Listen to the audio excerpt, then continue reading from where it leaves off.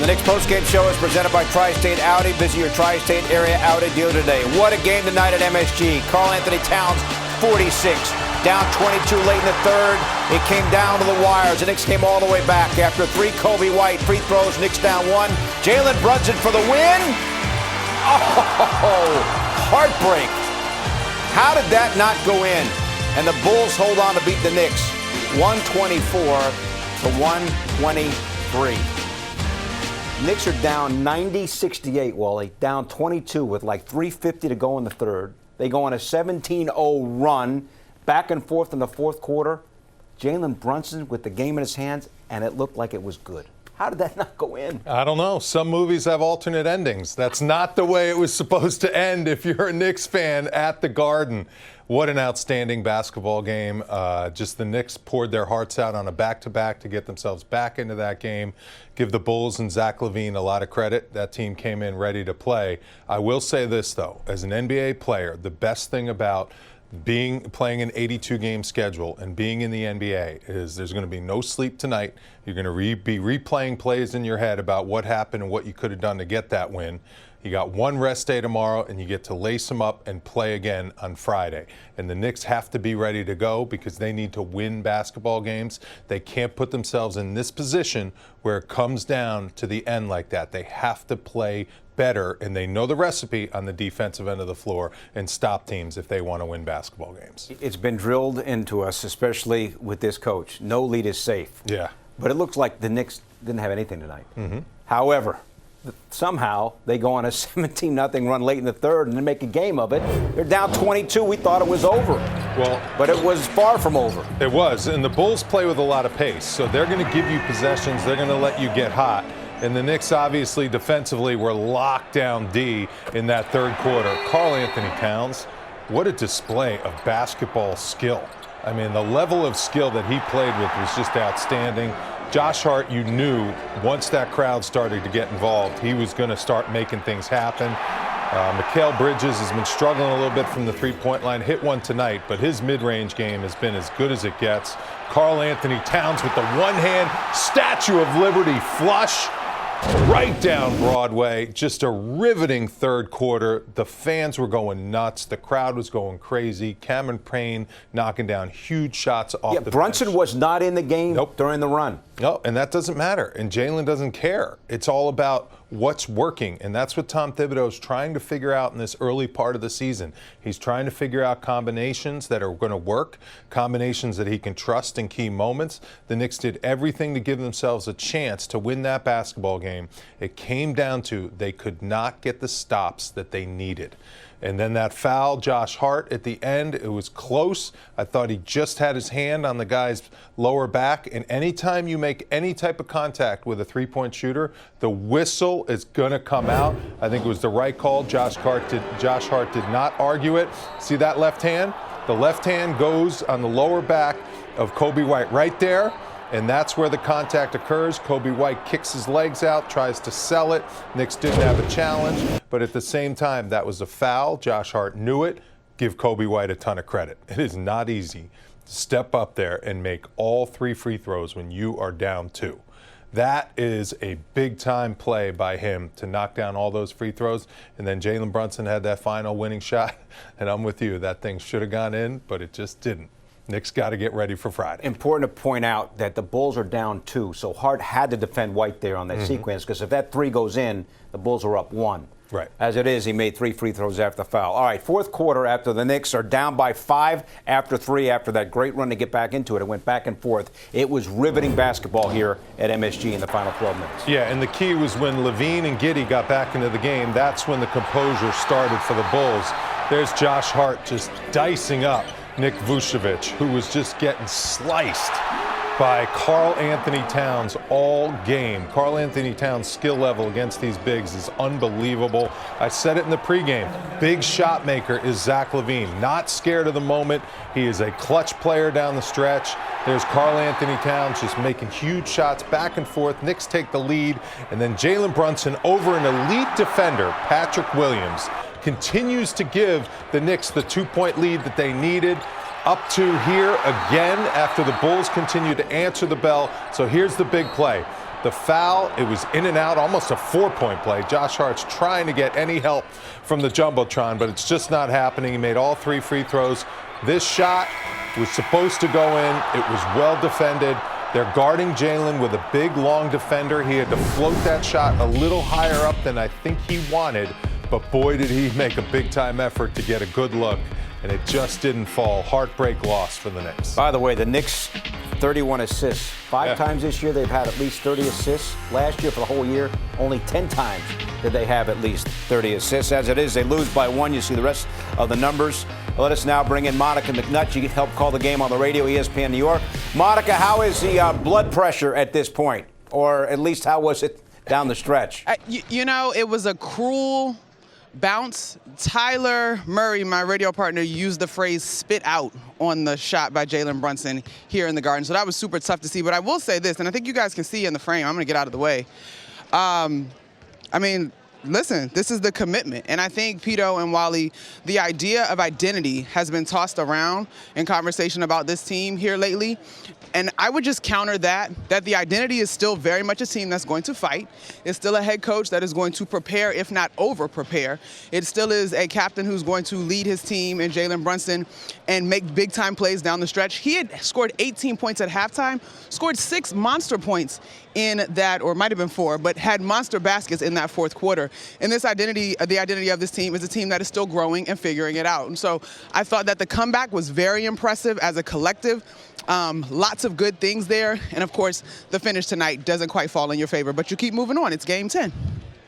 Now, Monica, the run that the Knicks made, the 17-0 run in the third quarter, was without Jalen Brunson on the floor. Mm-hmm. How important is that, and what are your thoughts on the Knicks doing it with him getting rest? So we saw this all year, Wally. Deuce McBride and Josh Hart in particular, as part of the second unit, they were part of picking up the pace. And so tonight you saw Deuce McBride, who we know does that. Josh Hart was still on the floor, and Cameron Payne, a player who likes to play fast as well on the floor. Cameron Payne, at my last check, was 3 of 3 from the three-point line, which were monster threes in terms of helping this team get that lead, get back into this ballgame. And so I think, to me, as much as folks will point out the run, 36 points, the O is what stands out. That defense was energized. It was flying around. It was forcing turnovers. It was taking advantage of the lineup that Billy Donovan had on the floor.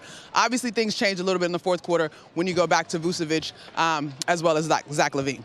Monica, I think you've seen behind you. It's an amazing sight there. Karl-Anthony Towns plays 39 minutes, scores 46 points. He's working on his free throws. He did go 4 of 8 from the line, but nonetheless, out there right now working on the free throw stripe. For Amazing. sure. I mean, Pidto, it's a 3-point ball game, and not just Cat, although obviously taking responsibility for himself.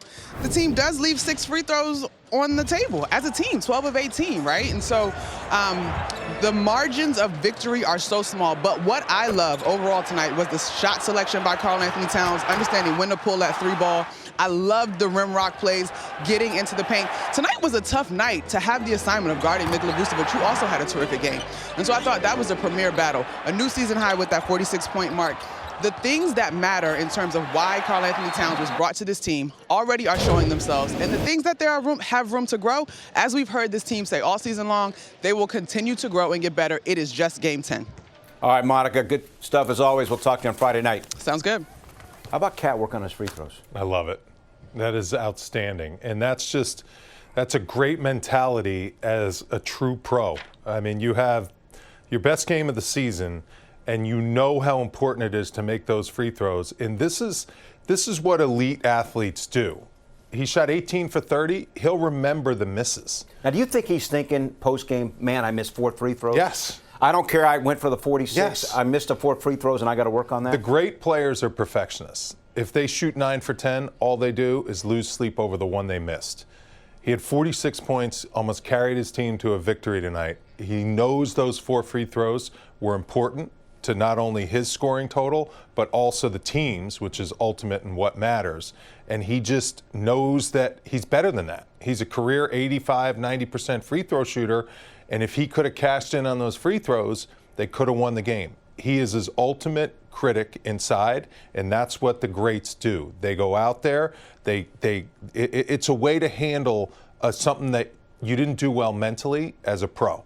And that's impressive for him to go right out there and get those free throws. I guarantee he's not going to leave that floor until he makes 20 in a row, 30 in a row. He's got a number in his head where he has to click it where this is never going to happen again. That's what he's thinking right now. All right, we are standing by for the post-game comments from Knicks coach Tom Thibodeau. Welcome back, everyone, as the Bulls hang on to beat the Knicks tonight, 124-123. Back now from the Corner 3, presented by Michelob Ultra Superior Light Beer. Next up for the Knicks, they're going to host the Nets on Friday night. It's the Knicks' second game in the Emirates NBA Cup. Pre-game at 7, game at 7:30. The Nets are then in town again on Sunday. The Wizards come to town Monday, and then the Knicks embark on a season-long 5-game road trip. Time now to listen in to the post-game comments from Knicks coach Tom Thibodeau, presented by Chase. You know, we had a back-to-back last night, came in, got in a hole early, fought to get back. Did you see that as a clear foul on Josh? Man. Coach, you were down 22 at 7:56 in the third. You ended the quarter only down 5. Can you just talk about the defense ramping up and Cam giving you a boost in the quarter? Yeah, I thought that those guys got it. You know, we got going. Cam got in there and gave us a jolt. You know, Carl got going. That group played really well. Mikhail did a good job. Josh gave us good energy. So, but we fell short in the end. So, just overall, how would you assess the defense? you know, it's a work in progress. You know, I liked it in the second half. You know, once we realized, you know, we had a dig. You know, I liked the mental toughness that we showed to fight, to put ourselves in position to win the game in the end, and we fell short. What do you think about what Carl did Yeah, tonight? you know, he's big game, you know, and again, you know, we have to learn from it, you know, and that's, you know, obviously, you know, there were some good things and some things that we clearly have to clean up, but, you know, the games keep coming. We're in the midst of, you know, a tough stretch right now. Thanks, Coach. Yeah. Maybe a takeaway here, you had McBride and Payne together during the comeback, with Brunson getting a chance to rest. The coach is confident doing that going forward. Maybe that will allow Brunson to be fresher in crunch time. It's all about if those two produce like they did tonight. And Cameron Payne was a plus 11, played outstanding. I love what he said early on in the season. He wanted to come to the Knicks because he likes the DNA of this team. He wants to win a championship. He's accomplished a lot on a lot of good teams in this league. But he saw something about this Knicks team that fits his personality. You saw his personality out there on the floor. Loves getting the crowd fired up. Just gets lost in the game. He's just the ultimate competitor. You do whatever it takes to help your team win and to get your team the win.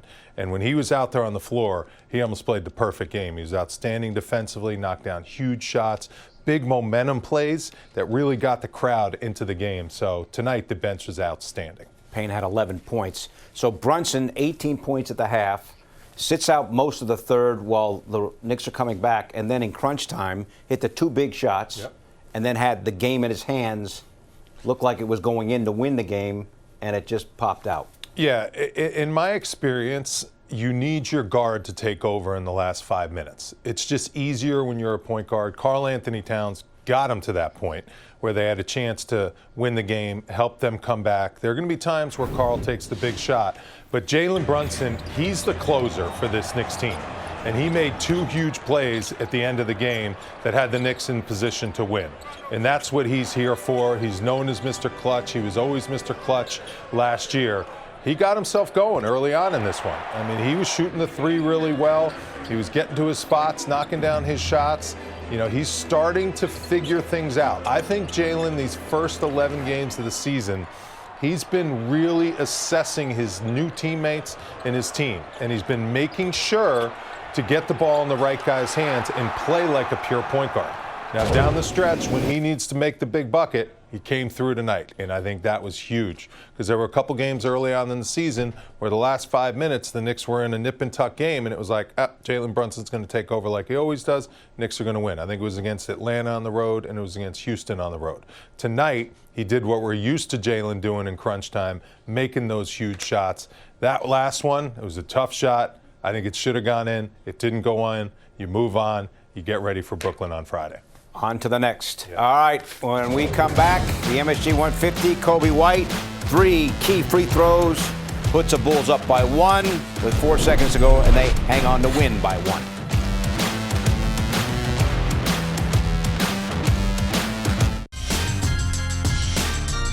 So Friday night is game 2 for the Knicks in the Emirates NBA Cup. They host the Nets Friday and on Sunday.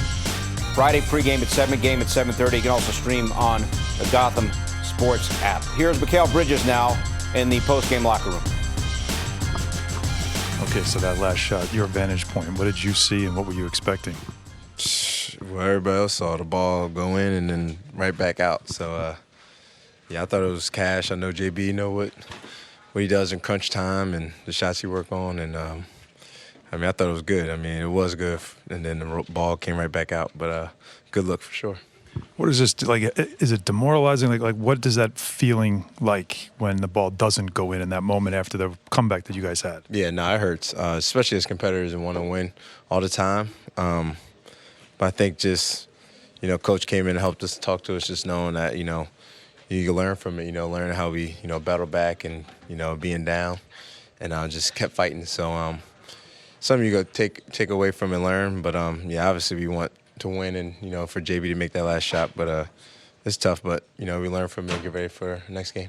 So what turned for this team? Down 22 and then all of a sudden 17 straight points and now we have a game. What turned? I think just intensity, just picking up defensively and getting stops. We can't keep scoring with them because they were up. So, we won't have a chance. So I think just keep getting stops and getting out. We kept getting stops and we're sharing the ball and, made a good run.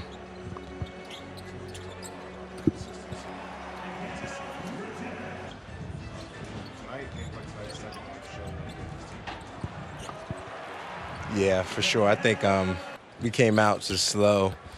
Zach got a rhythm. Vooch, Kobe, guys got a rhythm, and that's what made it tough on us. Battling back. But yeah, I think we just got to start with intensity like that, and just sometimes we big on our pick-up point where to pick a guy up. Sometimes we might just got to pick them up at half and turn them a couple of times and make it difficult for them. You guys played really in some back-to-backs throughout your career. Do you feel the first one in the season? Early part of that interview, Alan Hahn asking the questions. Bridges in the game had 20 points. What did you see from him tonight? I'm just so impressed with his just completeness of his game. He can put the ball on the floor. Those floaters that he makes around the free throw line when he's shooting over a defender that's trying to contest. He's very good at creating space. Yes, like jumping space backwards. Yeah, right? He's long, so he uses that space. He fades a little bit. The defense can't get to his shot. He's struggling a little bit from the three-point line, but that's fine. Threes come and go. I remember as a player, I didn't like to just be a three-point shooter. I wanted to be able to score in a lot of different ways. He had 1 3. He got to 20 points today. He's a great cutter. He's always moving. His teammates are finding him for layups, slashing to the basket, getting easy points. And that's what great players do. When they're when they're struggling a little bit from the three-point line, they find other ways to impact the game. He impacts the game with his defense, with his rebounding, with his steals, and also his mid-range game is outstanding. And he brought up a great point. The reason why they were able to get back into that game was they got multiple consecutive stops. Their defense completely shut the water off for the Chicago Bulls, and as a result, the momentum started to shift. They were rolling on offense pretty much all game. Karl Anthony Towns could score whenever he wanted. The key to that run was they got multiple consecutive stops. It's amazing how that can just happen because for the first 2 quarters, and then for most of the third, they were unable to get the stops. So what changes? They took advantage of Levine and Giddey being out of the game. That was 1 and 2. So when those two were resting, that's when the momentum changed and the Knicks were able to take over that game. All right, Josh Hart had the foul on Kobe White that led to White's 3 free throws with 4 seconds to go. We'll get Hart's post-game reaction coming up.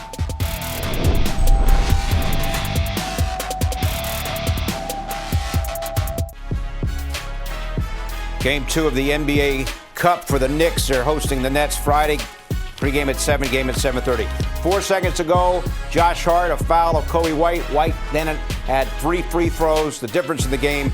Here's Hart with our Alan Hahn. So on the foul on the 3-point shot, did you get him and where? They called a foul. It's a foul. Inexcusable mistake. Got a good screen. Vucevic got a good screen to the top. I was kind of behind and felt like he had open shot. I just tried to go contest it. And yeah, it's a foul. So you got caught on the screen? Is that so you ended up having to make some kind of play on the ball? Like what was the mindset on that? It was Zach, Kobe, Vuce all in a line. He kind of broke.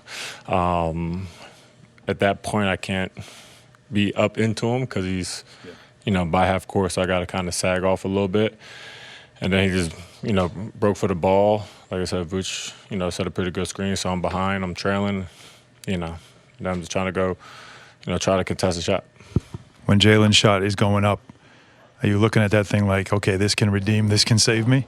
No, I mean, obviously, that's someone that we obviously trust with the ball at that time.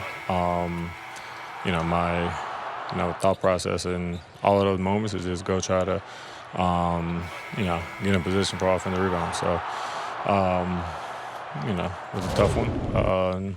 Should have been kind of a big statement win for us. It was the first game where we really, got hit and really, started to swing back. So I got to be better. That one's on my shoulders. I just got to move on from it. We'll be back to wrap things up after this. Very honest.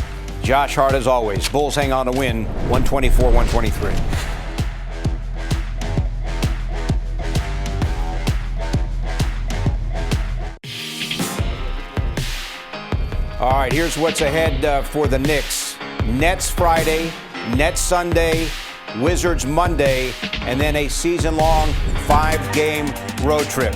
Wrapping up the post-game show, Knicks and the Nets. It's game 2 of the Emirates NBA Cup for the Knicks. Pre-game 7 Friday night, game at 7:30. You can also stream on MSG Plus now on the Gotham Sports app.